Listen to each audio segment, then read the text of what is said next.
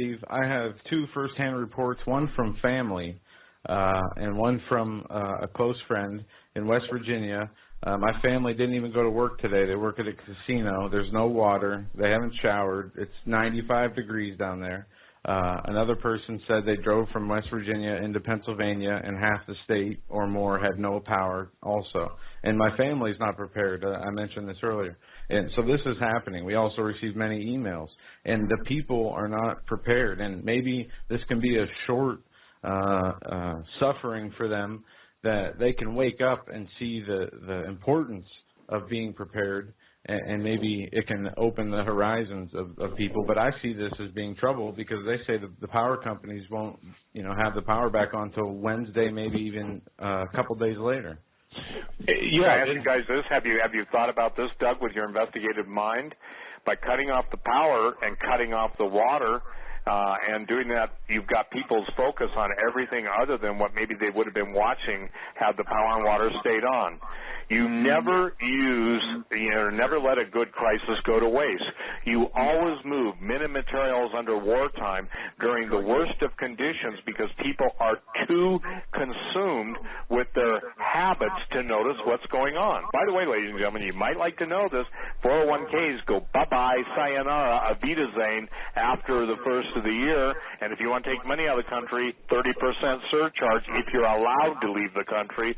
And oh, by the way, all those reports of FEMA camps and military roadblocks every day, more of them.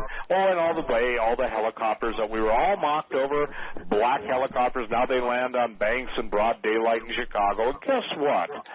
I almost wish they'd paint them pink, But the point is, then they could celebrate their National Pink Helicopter Day. Rainbow color for, never mind. Go on. Yep. So here we're at, Joe, and this is what we've all got to ask ourselves.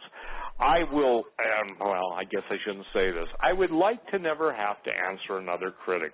I would like to never have to basically deal with it. But when you have, look, here's the deal. If someone wants to choose to not prepare, okay, and don't you wish, I can tell you this, my emails filled up with people said, oh, I wish I would have listened to you. Oh, I've been listening to you, but I thought you were such a fear monger. Okay? Well, guess what? Now you're living in the world I warned you about. See, again, I want to make a statement. This isn't mine. It's courtesy of the Lord. I think He gave it to me to settle me down, because quite candidly, it's tough sometimes to forgive, especially your critics when they are working for certain agencies and, blah, blah, blah. I'll just leave it at that. But and I challenge anybody to prove me wrong through the Word of God in this, because it's right out of the Word of God, based on Jesus said, which of the prophets have your fathers not killed? Now remember, these are Abraham's seeds that are whacking the prophets. Okay. So he said, no word of God spoken by any man of God to the people of God at any time in history have the people of God ever received the word of God spoken by a man of God. My definition of a man of God isn't moral. It isn't being abrasive. Somebody called me a fake Christian because I'm not kind. Kind? I said, so tell me what you've ever done with your life, And I do get defensive, okay? Because, look, the point is that we're running on empty, like that Jackson Brown song, okay? Running on empty. I heard it the other day, and Doug, it just said, Lord, that's a pretty good way. I'm not saying that's an inspired song. I'm just saying we're running on empty. You know this, when you're running on empty, you've got a little motion, but the time comes when the bloody vehicle stops, right? Absolutely. And when the bloody vehicle stops, you can wish you had more gas. You can try and convince yourself, well, I know there should be another 20 gallons there because, of course, the fuel tank is broken. Most people will explain everything away other than the single most important thing. Why didn't you have some extra water on hand when you could? Why didn't you have some extra food on hand when you could? Ladies and gentlemen, in my opinion, it's going to get difficult through the month after July to get long-term storage food. Please go to my website and take yourself avail. Doug, a lot of people, since I've been on your show with you guys, they've been calling Dry Harvest. They've been calling us. We're down to, I think, as of Friday, 34 boxes of chili with beans, and we've got a couple hundred boxes of chili without beans.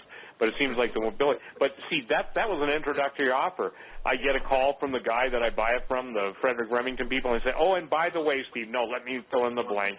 Prices are going up, right? Well, I know the prices are going up because the corn farmers, and somebody sent me an email saying, Frank, God, the corn farmers in southern Indiana got some rain. But the point is that it's through the food system.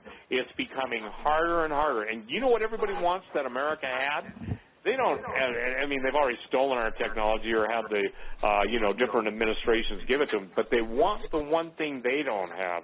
They don't have the ability to feed themselves. Russia can't do it, and neither can China. And guess what? When you read the Chinese white papers, the Chinese general, I'd shake his hand, I'd sit down and buy him a steak dinner because he told the truth. He said, we have 1.2 billion. America has 300 million. If it's necessary to keep 600 million or 900 million Chinese alive, we'll take their food, we'll take their farmland, and because we can lose 300 million and we've got 3/4 of our population yet left. They lose 300 million, meaning the United States, they got nothing left, okay? And you guys, I think Roberts gave a signal to everyone when he was talking about, the Malta underground cave and stuff. Unless you understand the world of esoteric Luciferianism, okay, you wouldn't understand what he meant. I believe he was telling everyone that it's time to go to their ritual spots. Ritual spots may mean a place that they all go and, conjure up whatever demon they haven't conjured up before, or the latest or they just may have headed underground. Because and this is a critical thing for people to understand. For the first time in history, NASA's taken off all of its solar feeds. They're blaming it on a power outage. Isn't it interesting that the power outage happens when something may be going on in the sun that they didn't want anybody to know about because people could put two and two together? Remember, here is it. They are of their father, the devil. There is no truth in them talking about the Luciferians. So then how is it, Doug, and Joe, seriously, how is it if that's true and the main networks are owned by the largest Illuminati conglomerates in the world, how is it that anyone has the expectation of truth from them? And if they believe they don't tell them the truth, then why are they listening or watching that and then challenging us to say, well, you can't be telling the truth because our Fox hasn't picked it up, Yeah, no, I agree.